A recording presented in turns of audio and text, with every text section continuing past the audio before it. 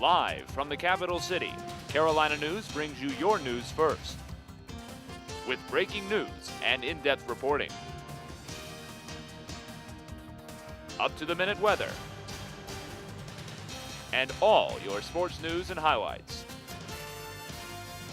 It's all here, now, on Carolina News. Hello, and welcome to Carolina News. I'm Kristen Whitaker.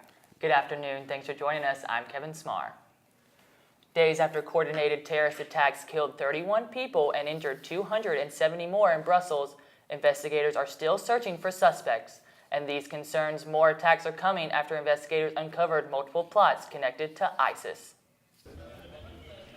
Raids occurred in two places in Europe most recently targeted by terror, Belgium and France, as investigators search for two people connected in the Brussels terror attacks. One man spotted on surveillance video at the metro station holding a large bag, the other seen on surveillance video at the airport. Investigators believe the man dropped off a massive bomb before taking off. It's frightening because when a guy walks away from two suicide bombers, he doesn't just melt away into civilian life again. He goes out now and maybe activates that next network. He was Najim Lashraoui, the suspected Paris bomber who blew himself up. The other airport suicide bomber was Ibrahim al-Bukhari. He was picked up in Turkey last June and deported. His brother, Khalid, also died after detonating the bomb at the metro station. Investigators believe the men were part of a Brussels ISIS cell. It was composed of two teams planning a larger attack or series of attacks in Belgium. But after police discovered Paris ringleader Salah Abdeslam's hiding place in Brussels last week, investigators think the second team accelerated its timetable. Now there's concern more attacks may come as investigators race to uncover the network behind the terror. It's not just suicide bombs anymore. It's guys showing up with AK-47s, with military training and shooting innocent civilians. It's almost a hybrid of, a straight military assault and suicide bombing, and it's gotten way more complicated. Secretary of State John Kerry traveled to Brussels to hold counterterrorism talks with the Belgian government and the European Union. Other political figures are also talking about the Brussels attacks. Gabrielle Aarons is in the newsroom with the latest political banter. Several wireless carriers are offering free calls and text in and out of Brussels for the next few days. The free service is being offered following the attacks in Brussels that left more than 30 people dead on Tuesday. The companies are aiming to make it easier for customers to connect with friends and loved ones who are in Belgium. Participating wireless carriers include AT&T, Verizon, T-Mobile, Sprint, Virgin Mobile, USA, and Boost Mobile. The free service offers vary, so be sure to contact your carrier for details. A Lexington County couple has been charged with fatal child neglect and 20 years in prison. Jordan and Sarah Hodson were each given a 20-year prison sentence on Thursday. Their 3-month-old child died from septic shock poisoning in 2012. Autopsies show the infant also had previous bone fractures and tested positive for methamphetamine. The Hodsons had 3 other children who were placed with the South Carolina Department of Social Services.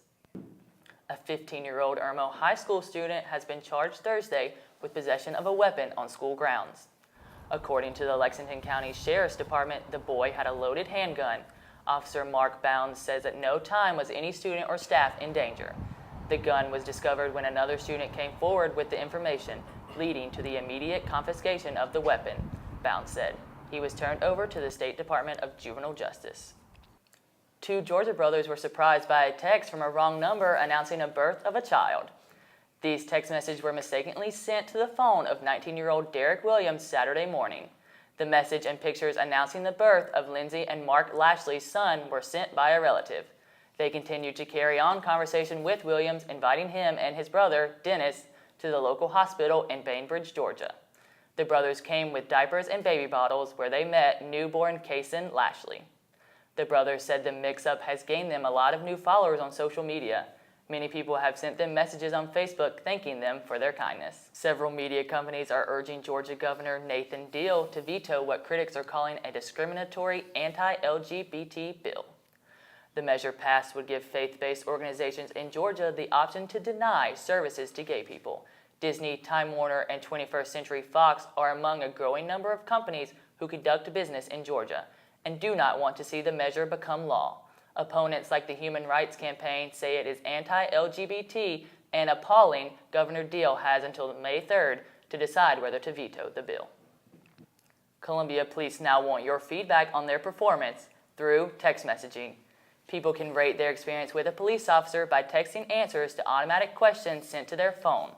Police hope the new tool will help encourage more feedback from young Columbians.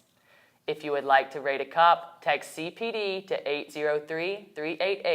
803-388-8037. You will not be identified from the message, and it should take about 2 minutes to answer the questions provided. Coming up, see how an unusual book launch in the Vista last night got emotional. USC professor Julius Fredrickson received an $11 million grant to study aphasia, a condition caused by strokes.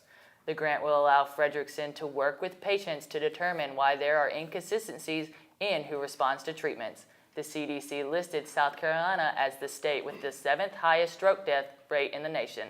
The grant will last for 5 years. Expect some delays if you plan on driving down UG Street the first few days of April. UG Street will be closed from April 1st through the 4th due to repairs on the sewer system. The closure will only affect the southbound lanes between College and Gervais Street. The closure will be at 9 a.m. each day. We'll see you on Monday. Have a great evening.